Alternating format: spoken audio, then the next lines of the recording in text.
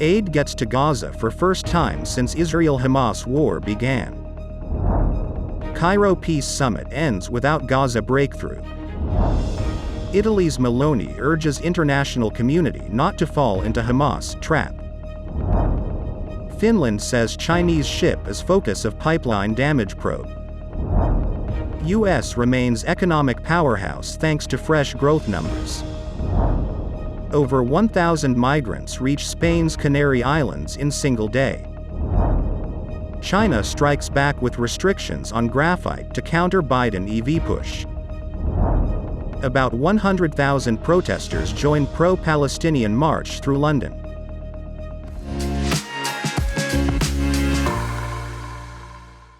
Hello, I'm Johnny. Thank you for joining us on Funday News. It's Monday, October 23rd, and here are your top stories. A small amount of vital aid moved into Gaza from Egypt for the first time since the Israel-Hamas war erupted 2 weeks ago, fulfilling a key demand of US, European, and Arab leaders as the humanitarian situation in the besieged territory worsens. Egyptian TV channel Extra News reported that around 20 trucks began crossing the Rafah border point last Saturday morning. Palestinian officials said they carried medicines and limited amounts of food, such as canned tuna and pasta. The World Food Programme said the convoy carried 60 tons of food. The United Nations body said it had another 930 metric tons of emergency food items ready to be taken into Gaza whenever access is allowed again. The UN is confident that this delivery will be the start of a sustainable effort to provide essential supplies. President Joe Biden said the U.S. remains committed to ensuring that civilians in Gaza will continue to have access to food, water, medical care, and other assistance, without diversion by Hamas. Arab leaders at a Cairo summit last Saturday condemned Israeli bombardment of Gaza as Europeans said civilians should be shielded. However, with Israel and senior U.S. officials absent, there was no agreement towards containing the violence. The meeting ended without leaders and foreign ministers agreeing on a joint statement. Jordan's King Abdullah denounced what he termed global silence about Israel's attacks and urged an even-handed approach to the Israeli-Palestinian conflict. Last Saturday, Gaza's health ministry said that Israel's air and missile strikes had killed at least 4,385 Palestinians in the 2 weeks following the October 7 Hamas assault on Israeli towns that left 1,400 people dead. The 2-week-long conflict has turned into a humanitarian crisis in blockaded Gaza, an enclave of 2.3 million people. Palestinian President Mahmoud Abbas said Palestinians would not be displaced or driven off their land. He told the summit, "We won't leave, we won't leave." Italian Prime Minister Giorgia Meloni said last Saturday that the international community must avoid an escalation in the war between Israel and Hamas. She said, "I have the impression that this was the real aim of the Hamas attack, not to defend the rights of the Palestinian people, but an attack that would create an unbridgeable gap between the Palestinians and the Israelis, meaning that the target is all of us, and we cannot fall into this trap, which would be very stupid." Speaking in Egypt at the Cairo International Summit for Peace in the Middle East, Meloni said, "What is happening in Gaza should not become a much wider conflict, a religious war, a clash of civilizations." The Italian premier met Palestinian President Mahmoud Abbas in Cairo before traveling to Tel Aviv to meet Israel's Prime Minister Benjamin Netanyahu.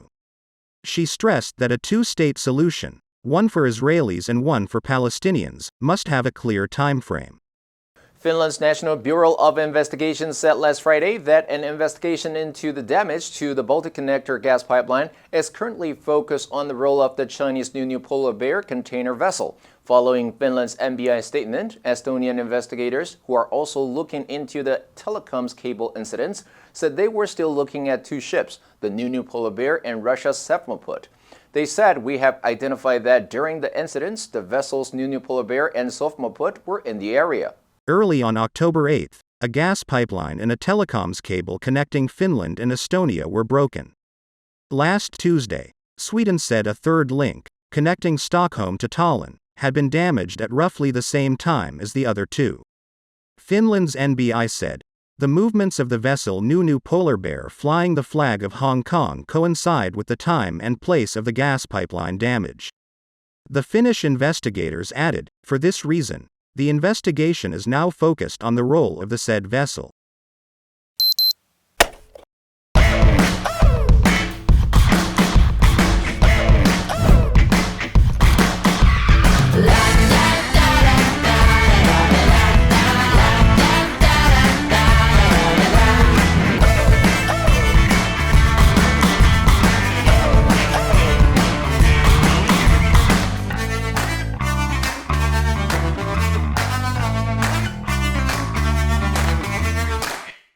According to the median projection in a Bloomberg survey of economists, U.S. gross domestic product advanced at a 4.3% annualized pace in July to September.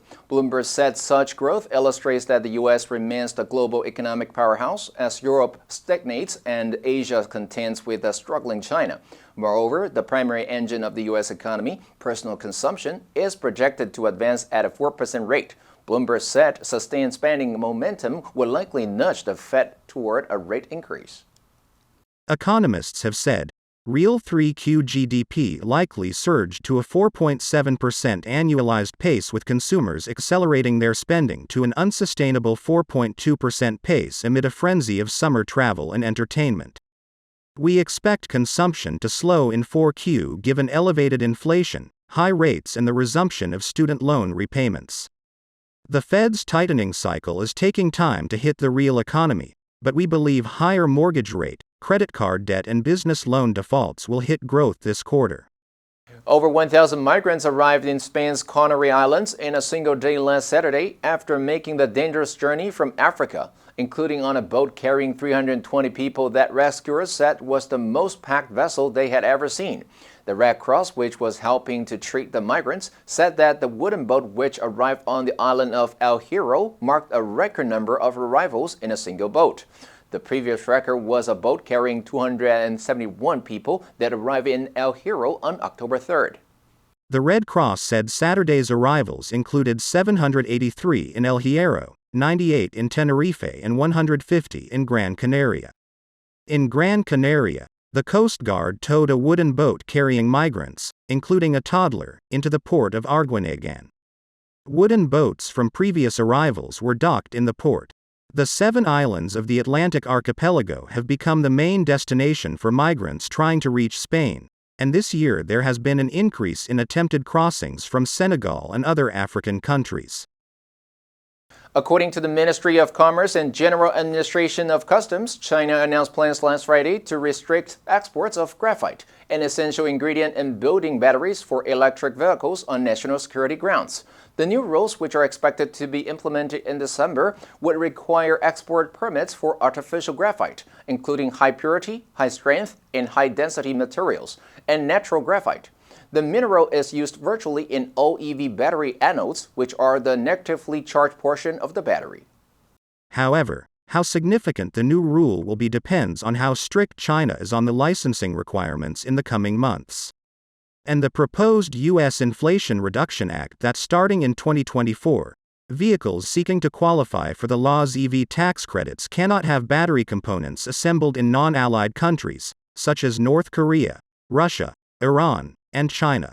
The bill also said that beginning in 2025, an eligible vehicle cannot contain any critical minerals extracted, processed, or recycled by a foreign entity of concern. About 100,000 people joined a pro-Palestinian demonstration in central London last Saturday, marching through the British capital to demand an immediate ceasefire in Gaza, chanting Free Palestine, holding banners, and waving Palestinian flags. The protesters moved through London before amassing at Downing Street. Police estimated 100,000 people had taken part in the National March for Palestine demonstration, organized by the Palestine Solidarity Campaign. Many of the chants and banners contained strong anti-Israeli slogans, and one protester held a banner with pictures of Sunak, U.S. President Joe Biden, and Israeli Prime Minister Benjamin Netanyahu with the message, "Wanted for war crimes." Figures last Friday showed there had been a 1,353% increase in anti-Semitic offenses this month compared to the same period last year, while Islamophobic offenses were up 140%. The protest was mostly peaceful, and police said they had made 10 arrests. The answer for yesterday was D, rise. Low levels of choline in the body can give rise to high blood pressure. Did you answer correctly? Now let's delve into the news of about 100,000 protesters joining pro-Palestinian march through London. Number 1, ceasefire.